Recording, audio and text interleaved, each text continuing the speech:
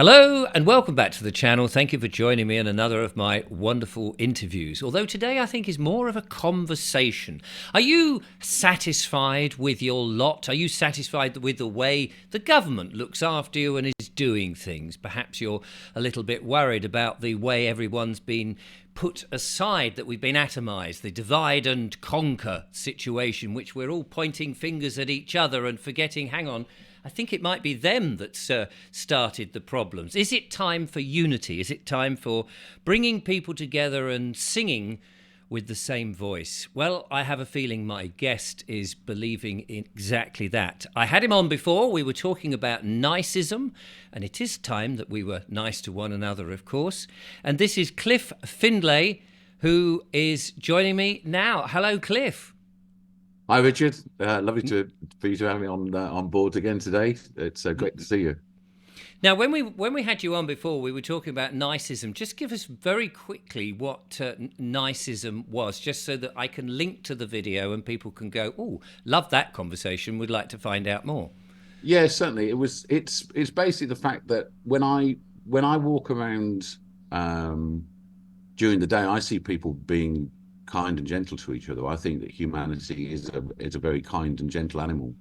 And you see that all the time. People, helping the elderly, animals, giving money to people who are sitting there begging food.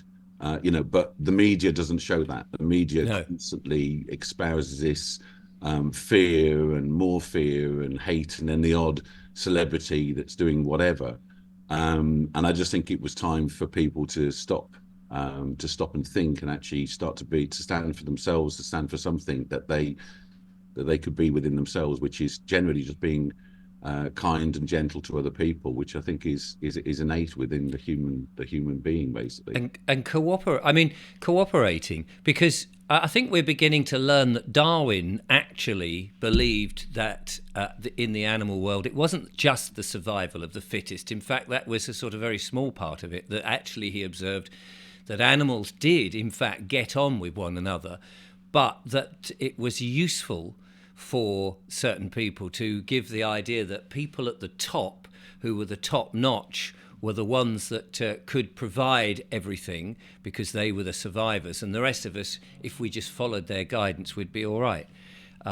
So Yeah, absolutely. I agree, and it's been constant separation since then. I mean, I think when in our last talk we talked about race, which it actually, in my opinion, doesn't exist. It was created in the 1600s.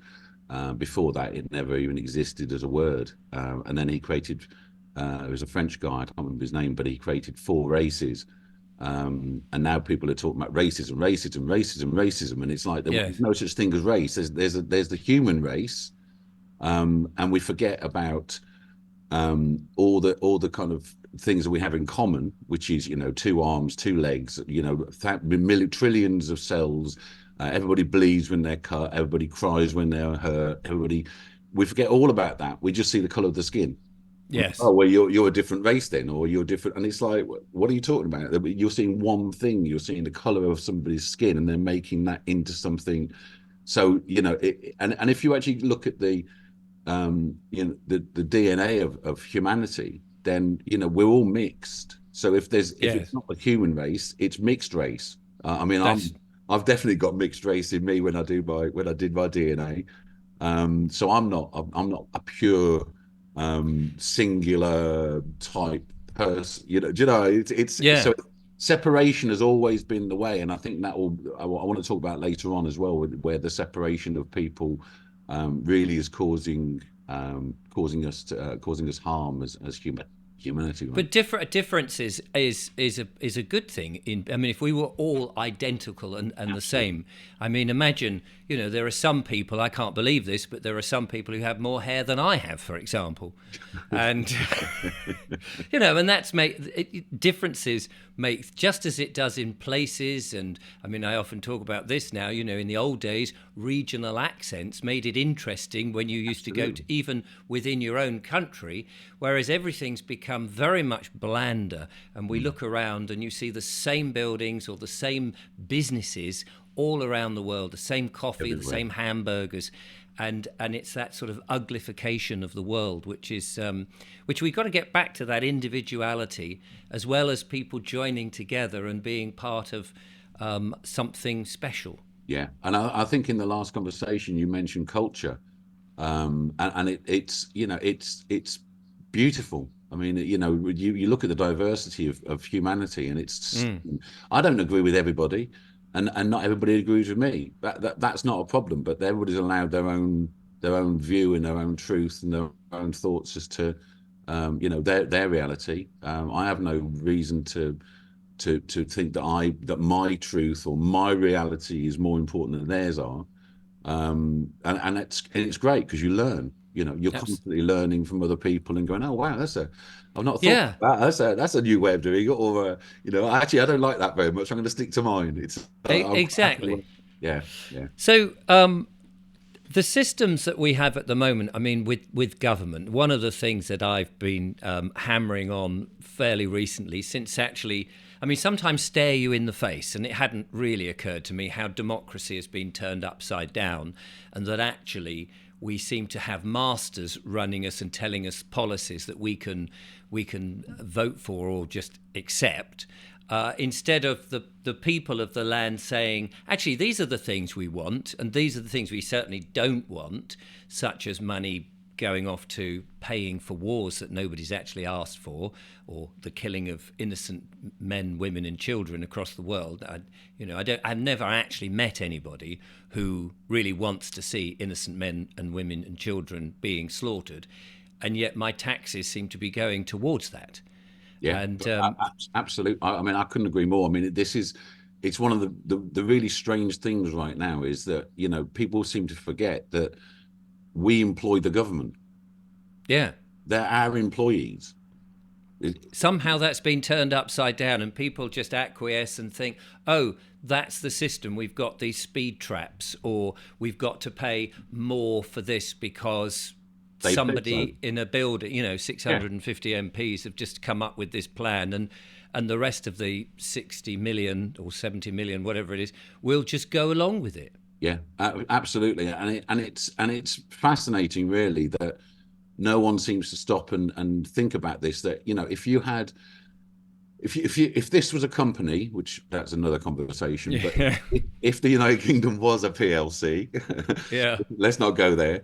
right. Um, and your employees were basically spending the money in your company however they felt, and were creating loads and loads of rules, and creating loads of surveillance, and loads of ways of dictating the owner of the company should behave.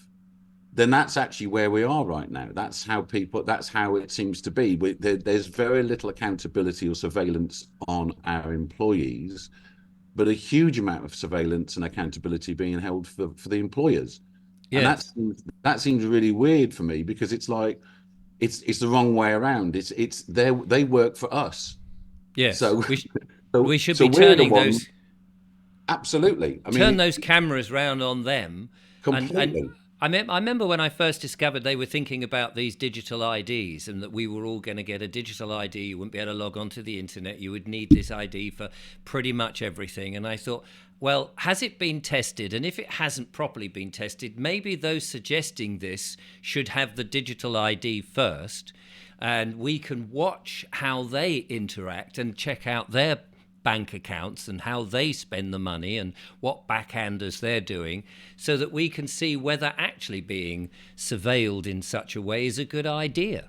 Yeah, completely. I mean, this is, but this has been going on for many, many, many years. And again, there's no accountability. I mean, on any of them. You had Blair, who had the invisible weapons of mass destruction. Where was the accountability for what he did, taking us into war, and Mm, killing hundreds of thousands of people? And then at the end, they all went, "Oh, sorry, we got it wrong." And it's got like, it wrong. And yeah, it's I all got it wrong. okay.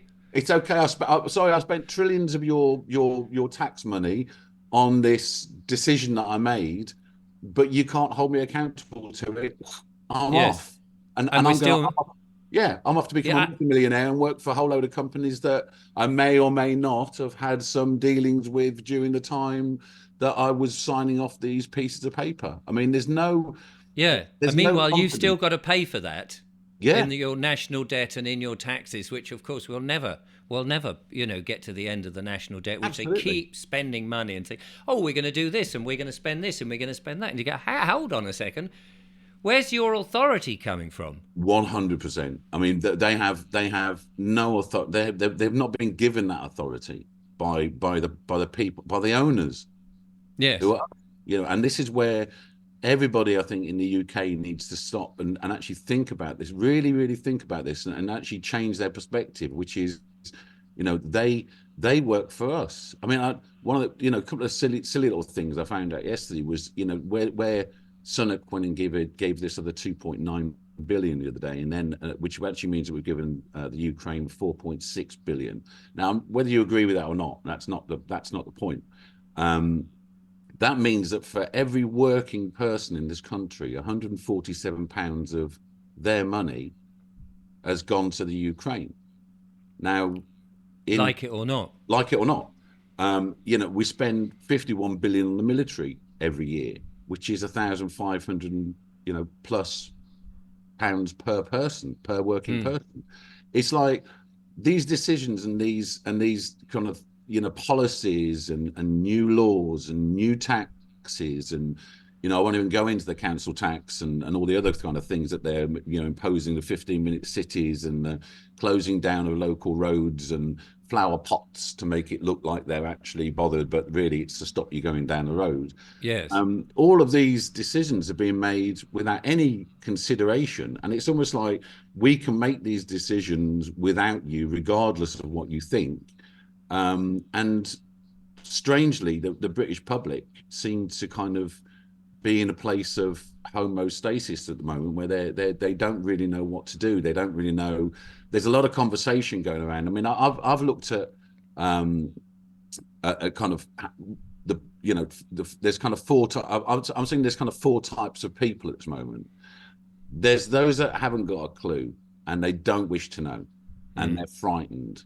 And I think they know that there's something going on, but in their mind, we're not interested. We're Head going in to the stay where we sand. are. We're going to believe the mantra. We're going to believe what we're told, and we're happy in that world. Thank you very much. And then there's those that basically know that there's something wrong, but again, they're fearful, so they don't want to.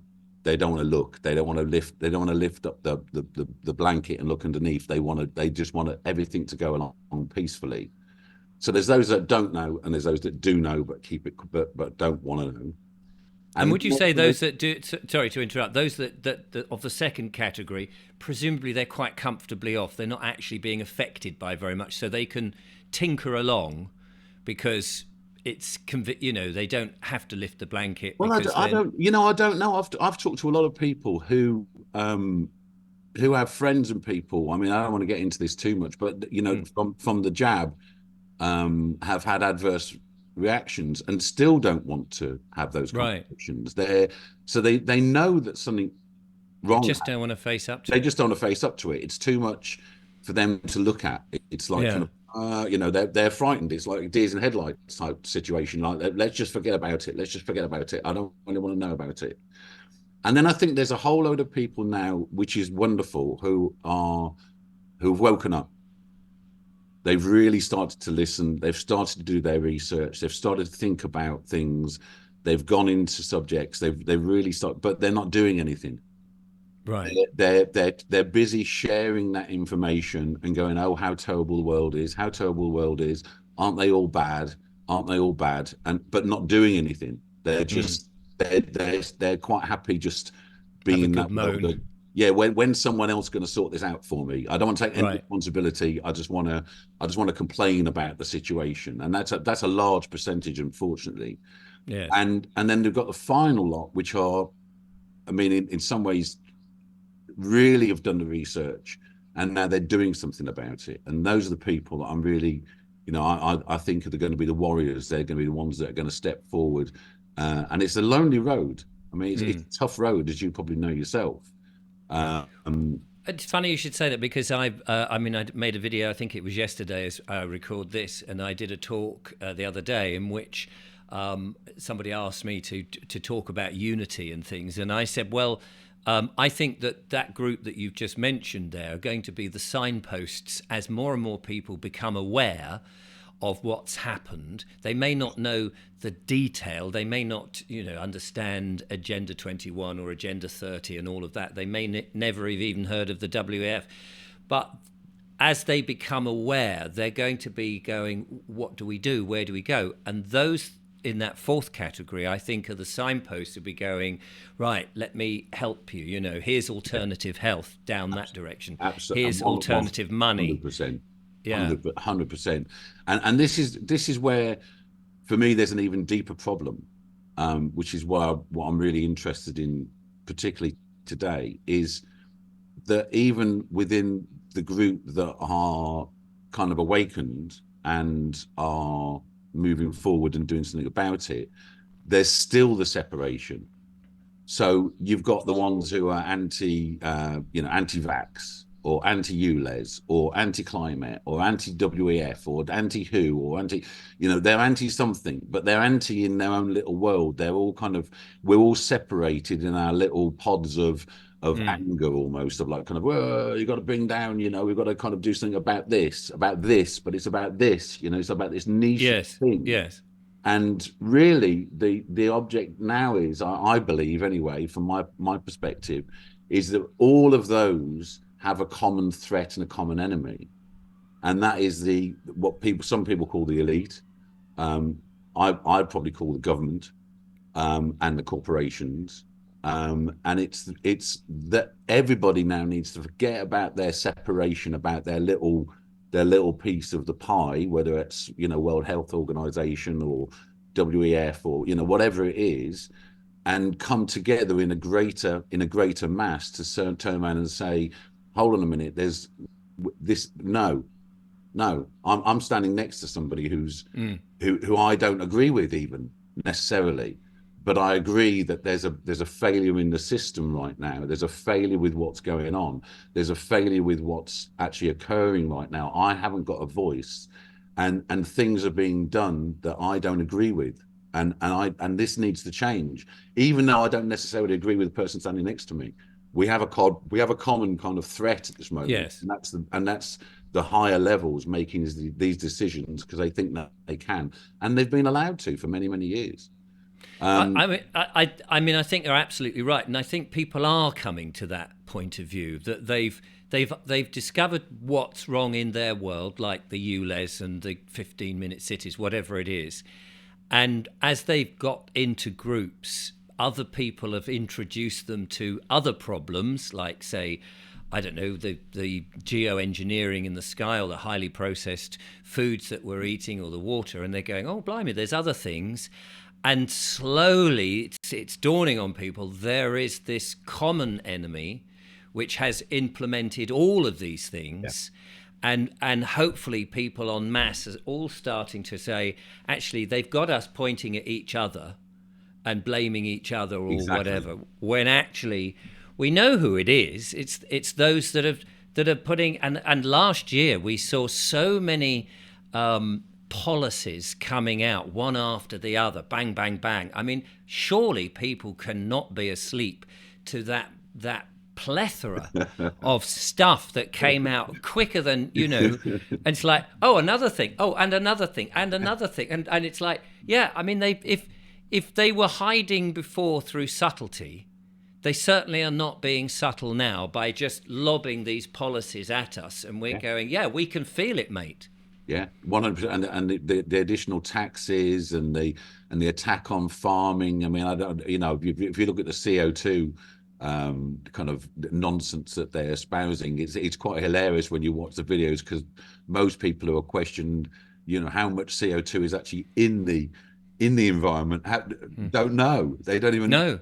Well, even the politicians, and you say, well, how much is it? And they go, well, there's too much. And you go, well, actually, it's 0.001%. it's 0.04, That's right. 400 parts per million. Yeah. And it looks like you're trying to take us down to 200 parts per million, in which nothing's going to bloody grow. Absolutely. But And you'll be, they don't seem to understand. They will be affected by all of this as well. They can't all go into these secret bunkers and hold fire for 10 years, whatever it is they're well, planning on if doing. you've got a golden ticket to the Davos, then that's what they're all clambering each other Yeah. to. They all want that golden Willy Wonka's golden ticket. It's like I got invited, I got invited. I got invited Yeah. to the party. And it's like, whoa, well done, you. I mean, even Greta was there last year, which Yes. I found was fascinating because that Well, Andrew Bridgen was invited this year, which was like, hang on a minute, Andrew Bridgen, and he laughed. He said, "Of course I'm not going." No. But it just shows how desperate, because I think they're meeting now because confidence has gone in the people, and they're trying to sort of go, so how are we going to get the confidence back of the people before we do Bond something? villain. Yeah, before we do something nasty Bond to them villain again. smoking the cat. I mean, Yeah. all of this new one is the new one's based on rebuilding trust. Yes. It's like, well, yeah, dismantle. Yeah. Then get rid of the whole thing. Then we'll start to, and then we've got Implode yourselves. absolutely 100%. Just go away, and then we'll trust you because you've just gone away. Just stop it, and then everybody can go. Okay, at least that's gone away. That's one thing that's removed. Yes. But I mean, to come back to bringing people together, I think that what's good this year in particular is that there needs to be a vote, basically, and I think that what we have, which is what we've had for decades now, is this two-party process where you're either Labour or you're Conservative, and therefore you vote one, and then you think that they're going to do something different to the other ones. But what we can see now very clearly is they're actually all following the same mantra. It doesn't. Yes. You should put them all on one side, basically, and they can all argue with each other.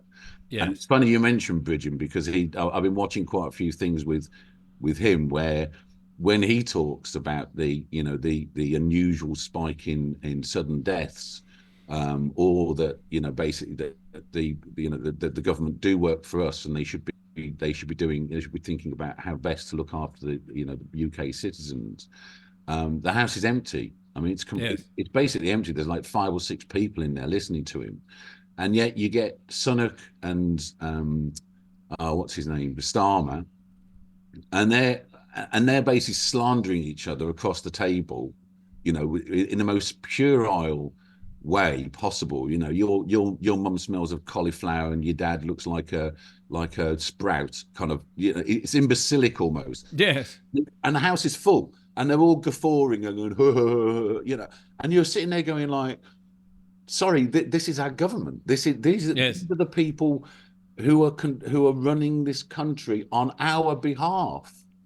This is we're paying for that entertainment, and I mean, if you'd bought a ticket for it to sit there and watch it, I'd much rather watch paint dry. It's berserk. And they're being paid really well for it as well. I mean, the amount of money they get paid, and the houses, and all the things they can kind of put off against income and everything.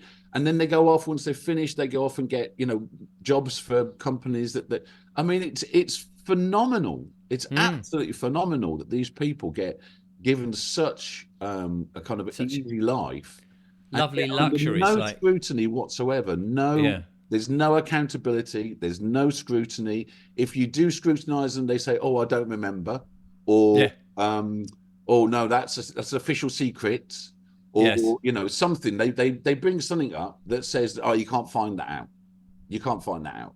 It's like, well, can I use that? Can I go to court with if I don't pay taxes or I break the law in some way? Can I go there and say, "Oh, I don't remember"? I'm sorry. It's an official secret. I'm as clever as the Prime Minister. I don't remember. Yes. Which then makes it, curious that he is in that job. Absolutely, and it's fascinating. So, for me, I think that there's the way to bring everybody back together and stop people arguing over their own causes is simply a no confidence vote. like right the way across the country. And So how would you implement that? so one of the things I was thinking was that there's a vast amount of people who don't vote. I can only assume that a lot of those are just fed up, like myself, that just look at it and go, it's pointless voting. It's Mm. just pointless.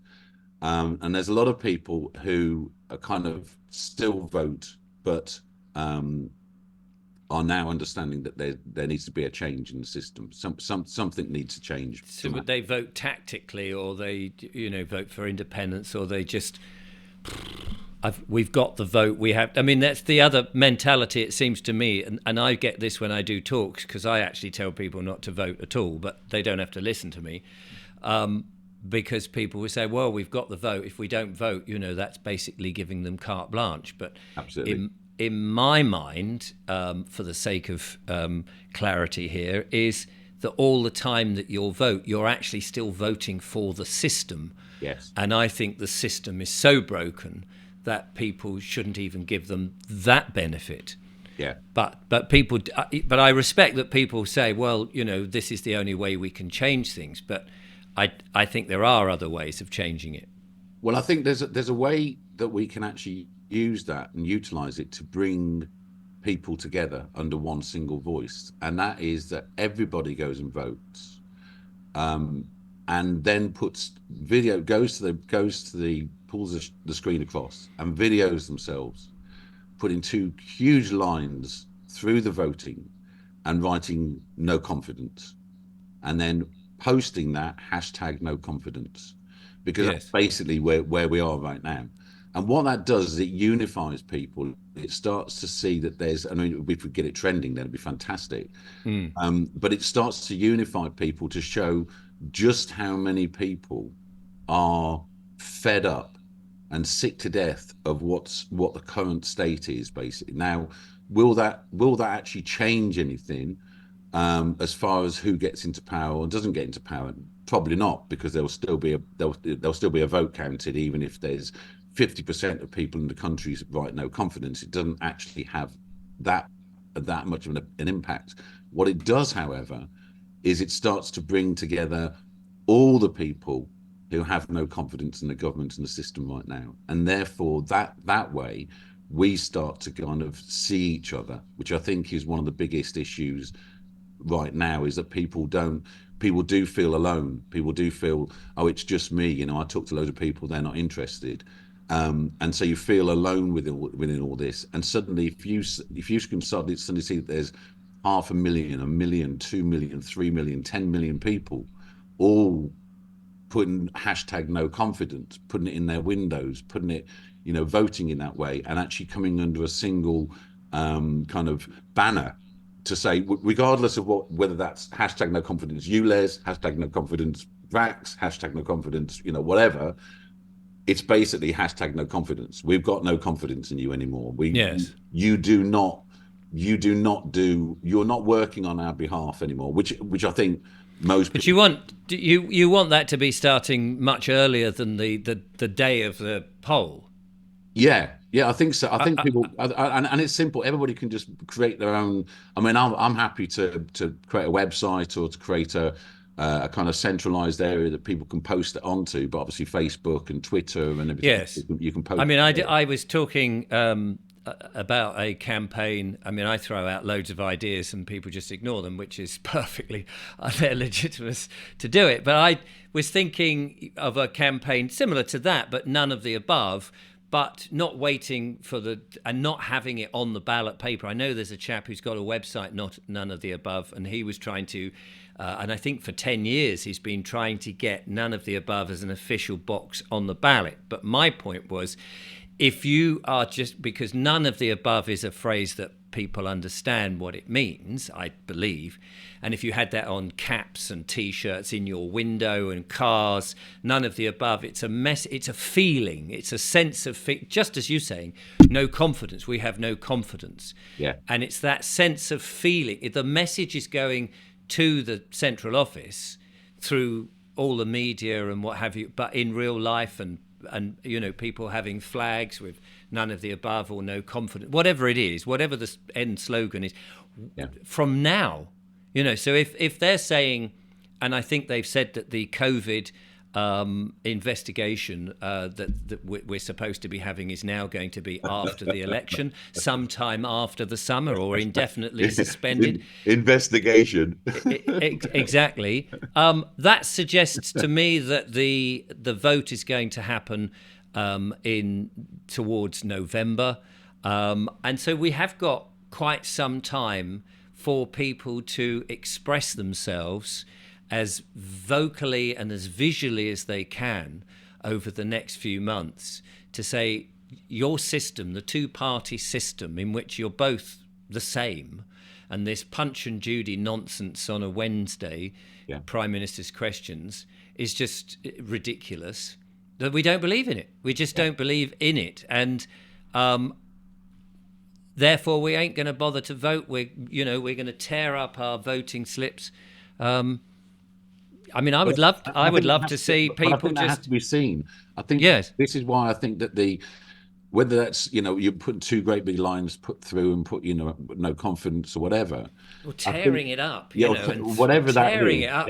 It has to be seen, because if you video it and then post it, then that starts to trend and people start to see just how many of us there are in the country. And that's the issue right now, is that all these factions all over the place, and none of them are kind of working together as en masse. And you've got so many of them. I mean, there's so many of them, and that needs to come together. It doesn't matter who's where, how, or whatever, but it has to come together in one way. And I think that will start to kind of create a much bigger rolling picture for people, and people will then start to feel, like I say, they're not alone. And start to get people to stand. And I think, again, this is an individual as well as a mass. And strangely, that's, I mean, I don't know if you do kind of spiritual kind of learning and stuff, but it's where we've moved into. So the movement into Aquarius is exactly about this. It's about the individual understanding themselves much clearer, and actually becoming much more whole as an entity within themselves. And it's also about the greater good. So that's very much what Aquarius is all about. And I'm finding that all the time now. I'm finding more and more people kind of uneasy, because they're questioning. They're having to question themselves. They're kind of finding themselves questioning themselves and saying, what am I about? What is my life about? What do I stand for? Who am I? Of course, these questions are never asked. You're not asked this at school. You're not asked this by your parents. You're not asked by society. You'll just be, get a job, pay your taxes, drop dead. Next, and that. This is it. Work until you can't do anything. And then that's when you get your pension. And oh, by the way, we've managed to poison the water, the air, and everything else. And you only live for so we don't have to pay anything. So I'd love to see, here's a voting slip. I don't know if you can see that. I've just quickly made one. I mean, I'd love to see people just putting that, videos of them just going, I'm not, this is it. I've got no confidence. Lines through it, ripping it up. Hashtag no confidence. Just get it trending. Get it, get everybody doing that on the day. And that will send. But leading up to, I mean, that's the thing. On the day is absolutely ideal. But I think your 6 months lead up, where people are showing, this is my intention. I have no confidence now, because it does give the government time to sort of go, oh my God, what are we going to do? Well, basically resign. Yes, yeah. I think that this is where, again, there needs to be a lot of thinking brought in as to. The people that are in power. I mean, I know somebody who's constantly been going on at their MP to go and sit and listen to Andrew Bridgen and what he's saying, and they've just said, not interested. No, and my viewers have done the same. They've been every time Andrew Bridgen's been in the House of Commons with his debates or his speeches, he's asked. My viewers have asked their MP, "Will you attend?" Yeah. My point is, actually, you should be instructing them to attend, not asking them. Yeah. You should be telling them, as you're in, you work for us, mate, not the other way around. 100%. You're our representative. Go and sit, because we can't come in there. There's not enough space in the public gallery. but you are our representative. Go there and listen and report back Yeah, and support us, but they're not doing it. And as we record this earlier today, I believe on the 16th of January, Andrew Bridgen, who finally got this cross-party debate going on, it's actually at Westminster Hall and not in the Houses of Parliament where it should have been. of course. It should have been a massive debate about the sudden deaths, but he's finally managed to coerce some slightly concerned MPs in there, because I think they do start to realise they are culpable for this. They've been mandating it, pushing it down our throats, and innocent people everywhere in the land, and of course globally as well, have taken a certain medical intervention which we were told was safe and effective. Turns out it wasn't safe and was totally ineffective, Yeah. or maybe very effective for anti-health things. So And cost us billions, if and not has cost us trillions. billions, And we're the ones and we're still carrying paying it. Absolutely. But you see that what the point you make there is a really interesting one, because I think, and it brings me to my second point. One of the things I find is a real issue in where we are right now as humanity, almost, and kind of like a precipice, is that there is no community right now. Community was removed long time ago. A long time ago, we have no, there is no real community anymore in the UK. Which is terrible in my opinion. I mean, I just think it. And one of the offsets from this was that the male is not masculine anymore. We're not connected like we were. That, you see, the male's job always was to basically protect the community. The way I see it is we created the container. We created the container that the feminine could then create the community within. So we were always looking outwards. We were always checking what was going on outside to see what was happening, to make sure that we protected the community within inside. And that way they could feel safe, that they could just get on with their job, which was to grow the community and have it happy and have children running around playing and doing what they want to do and all that. And so the male was very much the kind of warrior that looked after the community. That we didn't look after the family. We had a family. We didn't look after the family. We looked after the community, and the community looks after, which is why there's that saying, I think it takes a village to raise a child, or it takes a Right. so I mean, that's where it came from, because that's the truth. You know, you have many Yes. different kind of voices and thoughts and people interacting with your child, and then the child grows with its own thoughts and its own critical thinking, understanding what's going on. And the male very much has kind of altered from that. I mean, we used to be. I think we're an incredible animal. I mean, I really do. I think the male is stunning. We're incredibly spiritual. We were hugely connected to the environment when we were in ancient days. You know, I watched a beautiful interview with a guy who went hunting with his grandfather and his father when he was really young. He was quite an old guy now. I think he was like in his 80s, 90s. And he talked about how they went hunting. I think it was in Canada. I think it was in Canada, and they were hunting seals. And he said that they basically walked to the coast, and then they just sat quietly. And he said that hardly a word was spoken. And then one of them, who was obviously more sensitive as to the vibrations that were going on, would suddenly then go, seal. And then they'd all immediately, wouldn't point at where it was in the water, but all of the men realizing, suddenly picking up that this kind of their vibration had been broken, all turned and looked into the same direction. And that's where the seal was. And then they killed it.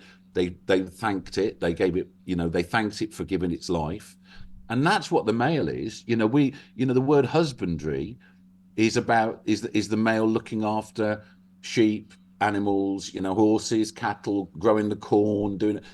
That was our connection to life. That's what we were. And we've lost that connection completely, where I feel a lot of males now are suffering from real mental illnesses, because they don't know what they're almost here for. But of course, if your fundamental reasoning for why you're here, which is to be connected to the environment and to the seasons and to what I call life and being connected that way. I mean, the female just gives life. Right. That's what she is.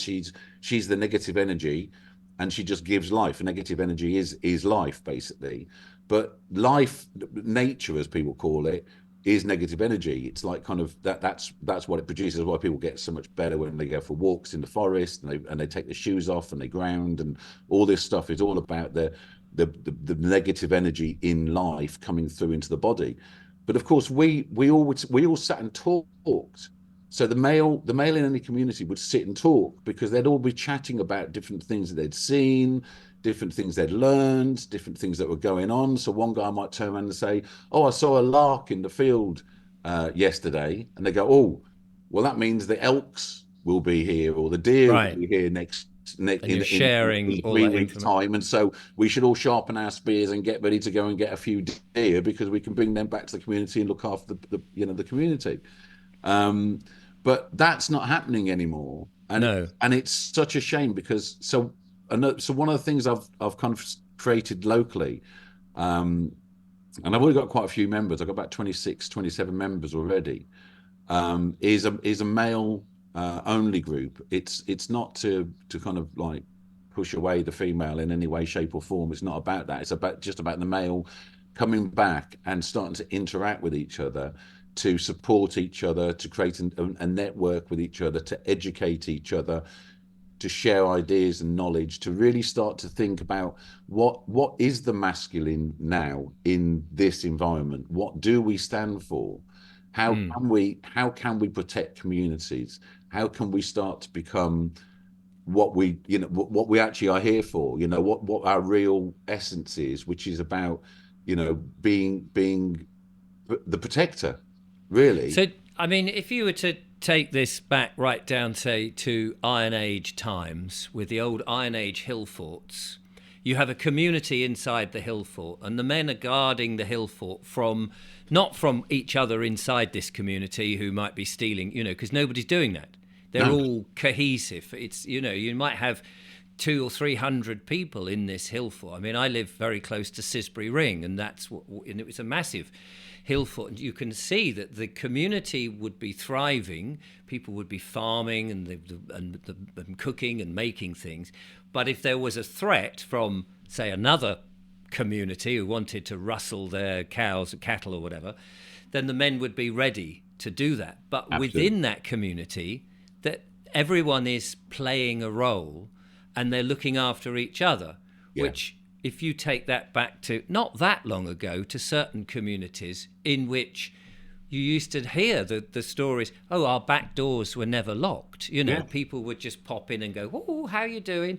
Mine And never worked. people, yeah. Absolutely. But now we fear that our neighbour might come in Yeah. and steal something. Yeah. And so, as you say, the male is defending a single household Yeah. rather than being teamed up with his fellow men to look after the overall community. And the women and the children are, as you just alluded to, are getting on to the everyday business of making things, mending things, sharing. And the men would help them, of course. Yeah, absolutely, When absolutely. But the men are we are the stronger out of the two sexes.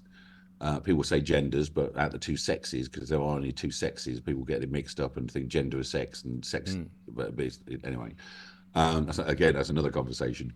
But we are the stronger, and for a reason, because that was our job. That was always our job and always our role. So I mean, I've set up a group, and I'm really interested in any other men who are watching this, because my idea is to get 100 groups with 100 members in each group, which gives us a 10,000 strong kind of male group, male network, who basically they try and get 100 men into their network and into their community to start to look at this within their community, wherever that might be.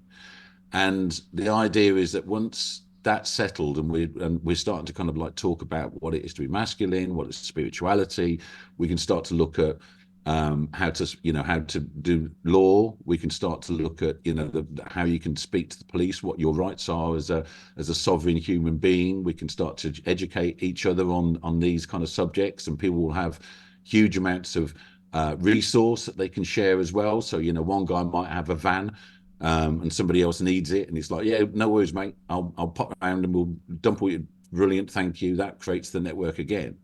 But we can then start to look at bringing in the younger male, which again is what we used to do. But so that the male would all sit together in a group, and if a young male started to get kind of unruly in the community, and the women couldn't control the young man because he was of that age, then they'd pick him up and put him with the males, and then suddenly he's surrounded by all these, men, and it's like he's much quieter because he's not in that position anymore. And then he learns what it is to be a male within that community, and how to protect and look after and share and grow, and how to do jobs, and gets knowledgeable about what it is to be a man, rather than just go and get a job, Yes. earn money, buy loads of stuff that you don't really need, but buy loads of it because it makes you happy for that one moment that you get it. Yes. And then, like I say, pay taxes, which are constantly increasing, and then drop dead. And that's it. And it seems to me what you're referring to in many ways is, if you bring people up within a tradition or a custom, if you've got a custom that this is how you live, people fall into that.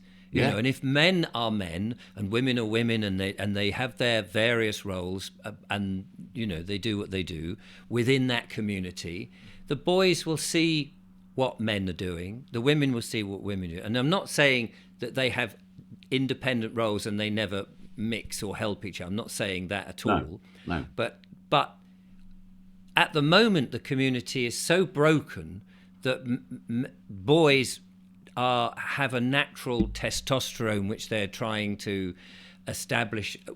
Who are they? And they've got nowhere to do it. And we used to, I mean, just in simple terms, we used to have youth clubs. We used to have so many more societies and things that kids could do. Yeah. And they were run on ethics and morals at the back of it. And people would learn how to do it. But these days, people are getting their ethics and their morals from programmed television and Netflix and things like that, which it mostly is mounted on violence and sex, and actually the crumbling of society. Yeah, completely. And there's another couple of things that, I mean, I've called it the Minutemen. So the kind of, what I'm interested is people kind of get in contact with me somehow, even though through the Nicism site or whatever, or through the kind of points on here. And the reason it's the Minutemen is because over in the US, there was a group called the Minutemen. I can't remember where it was now. It was in. Let me just see. I did make a note of it. In. You only have to be a man for a minute. No, it was for 60 seconds. It wasn't. No, don't go that road. But it was in New England, and basically the young men and the men basically said that if the community was ever attacked, they'd be there within a minute. Right. That's why it was called the Minutemen. The Minutemen. And that's what I think is missing right now. Is their aim was to protect the community at all costs. And that's where I think that the male needs to now re-seize that position and take up that position, so they start to protect the community a lot more, and they start to really think a broader picture and a broader understanding of what's required, and they start to. And I think that will only be beneficial. I mean, this is not about. Like I say, it's not about the sexes. It's not about, the women have to do this job and the men have to do that job. No. It's simply the fact that, I walk around, I don't, there's very few men being men. And I think men feel very disassociated with life because they haven't got other men to be around. We're not sharing information. We're not educating each other. There's no centralized place for people to meet, apart from if it's down the pub watching football and getting pissed.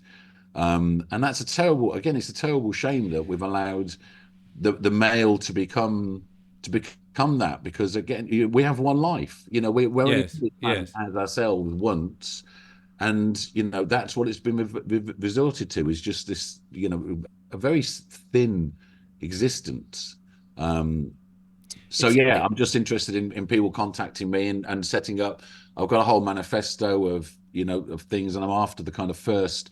I've got four already. I'm after, I want a kind of first core 10 people to kind of come forward, at the very least, to kind of come forward and say, yeah, we'll set up kind of chapters, or groups, or whatever word we want to call it, it, but it to actually have that conversation with me of yes. how to process it, what we're going to teach, how we're going to teach it, and start to support each other to build this kind of network, and to start to, and then build it out from there. And then it starts to become a tipping point where, again, we're bringing people together. Otherwise, It's the communities, it's not protected. No, and well, I mean, it strikes me that I mean, not only men, but some women will obviously say, "Hang on a minute, I want to be involved in protecting the community." But if you've got a stronghold of people who are focused back on their town, let's say, and their community, and saying, right, what the council are making their decisions of what we want, cameras here, these 20-mile-an-hour zones, these entrapments with speeding tickets and parking and things. If you've got men saying, actually, do you know what?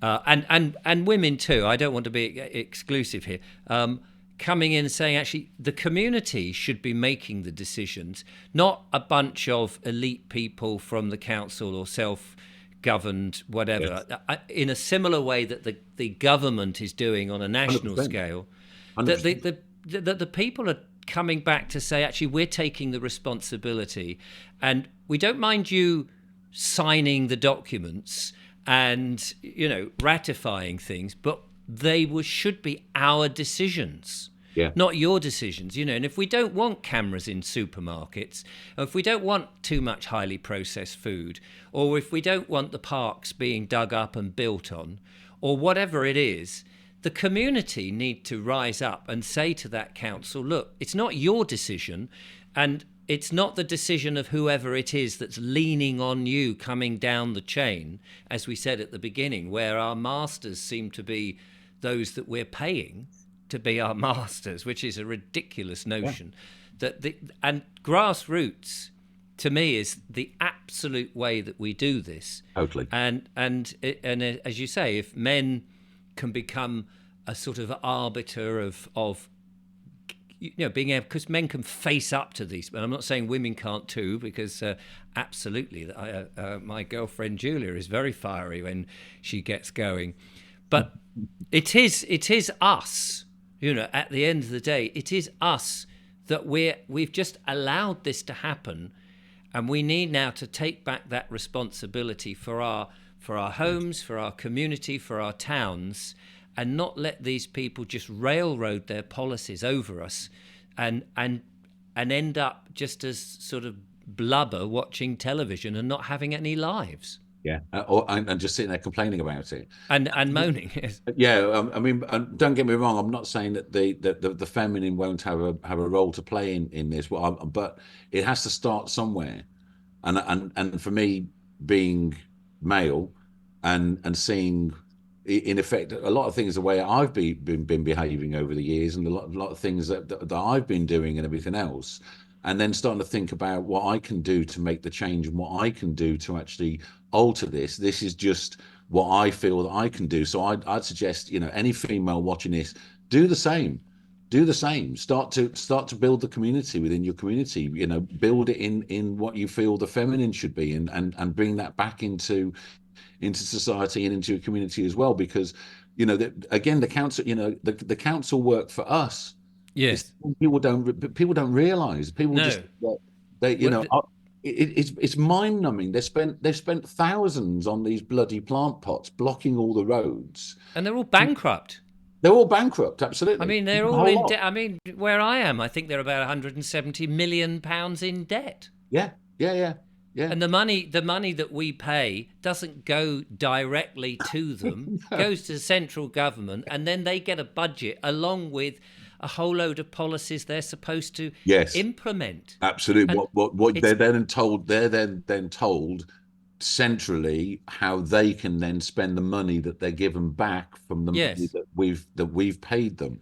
which And is so ridiculous it's if it's completely our crazy. town, our community, and we can say, well, that might be your decision. You might want to have more cameras and control and all of this and stop the roads. But actually, let's have the town decide and the people in the town make their own decisions for themselves.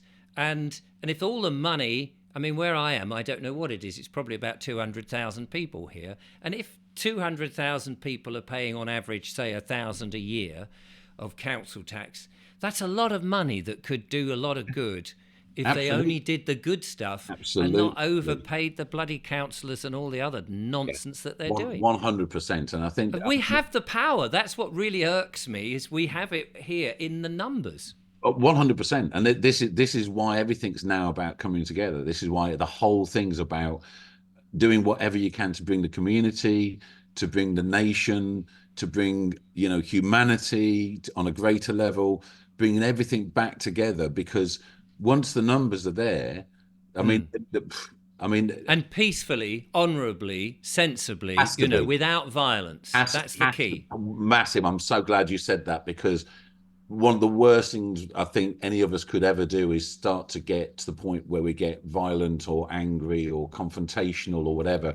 Because if we do that, we lose it. Oh, Martial law comes in. It's the excuse gone, they want. gone, gone. Yeah. Well, not only that, it's using completely the wrong energy to defeat. Well, that too. Yeah, I mean, if you look at if you look more at the kind of, I mean, I'm quite into spirituality and everything else, but there's dark energy and there's light energy, and so you can't use dark energy to defeat dark energy. It's dark energy. So, however, Mm, so if you try and use that to defeat, it's just another load of dark energy coming on top of it. So, okay, agree.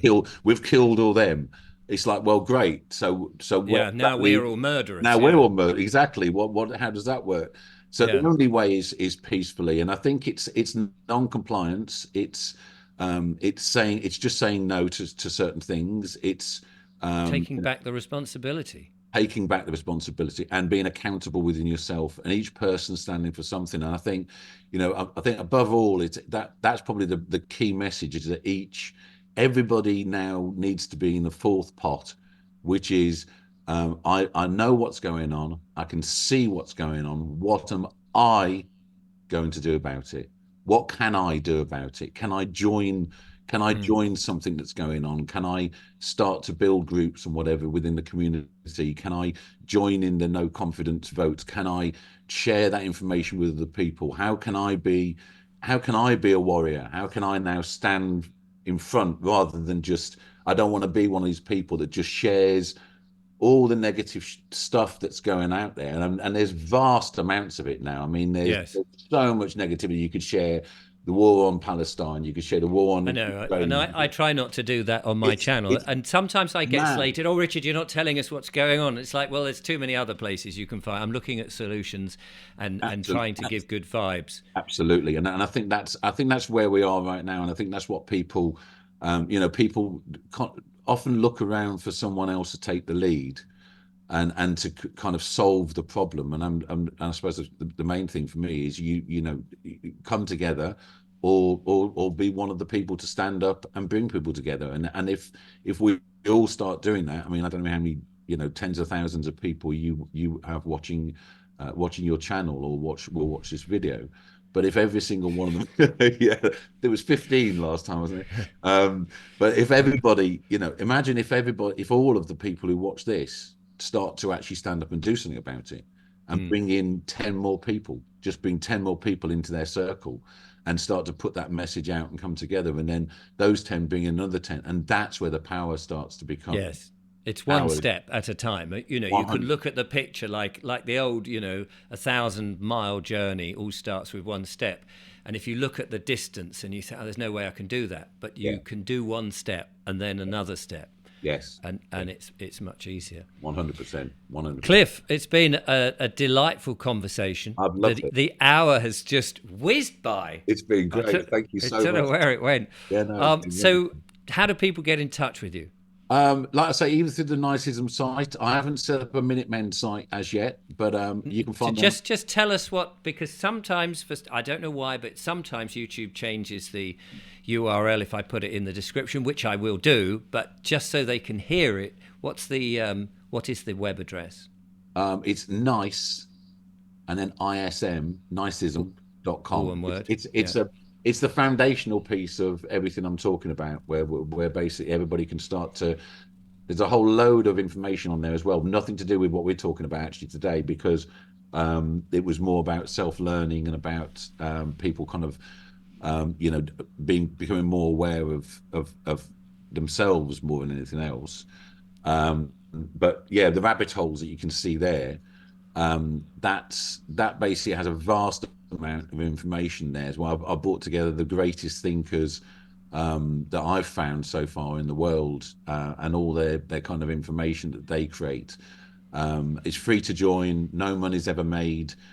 You get my book as a free download. I don't charge for it. It took me about 3 years to write, called "Am I Weird or What? 50 Thoughts About Life, Death, and the Bits in Between." That's a free download, because I don't want to make any money from doing this. This is not that kills the concept straight away. Yes. It kills the whole idea. This is not about money. This is about humanity. This is about individualism. This is about what can I do. What can I do? It's as simple as that. And this is what Yeah. I'm pushing on the Minutemen for the community. I'm pushing on Nicism for humanity, and I'm pushing on no confidence vote or something like that. When we to really start to bring people together on a kind of on a UK base, and start to bring those people together, so we start to affect the system. I think there is. I mean, my sense doing this with the people I talk to and all of that is that this is happening. Yes. We've been pushing that boulder to the top of the mountain, and now the inertia, it seems to me, is just happening. Yeah. And as that begins to move, it's going to pick up pace, and it'll be quite rapid. And I think this is a key year for that, especially as we head 100%. down towards the 100%. election. So 100%. This year is massive, and so I just say to everybody, stand up, stand for what you believe in, stand in up, your power. Absolutely, and start doing things and becoming, and don't expect everybody to get behind you straight away. Don't expect there's this sudden kind of like, everybody says, Yeah. "Oh wow, I see the light." Expect to have pushbacks and people will shout at you, and it's part of the process. You can't get away from it, but stay focused, stand tall, keep pushing forward, and things as we're seeing will continue to change. And it's and yeah, it needs to. We know that. And this is the right time. So Yeah. this is it. Cliff, thank you so much for coming on the show and bringing your ideas and positivity. And do get in touch on nicism.com. It's been an absolute wonderful conversation. Thank you so much. Likewise, Richard. Thank you so much for inviting me on again. That's been really kind of you. I will be back with more monologues and more wonderful interviews. But in the meantime, thank you for watching from Cliff and I. Until next time, goodbye. Take care.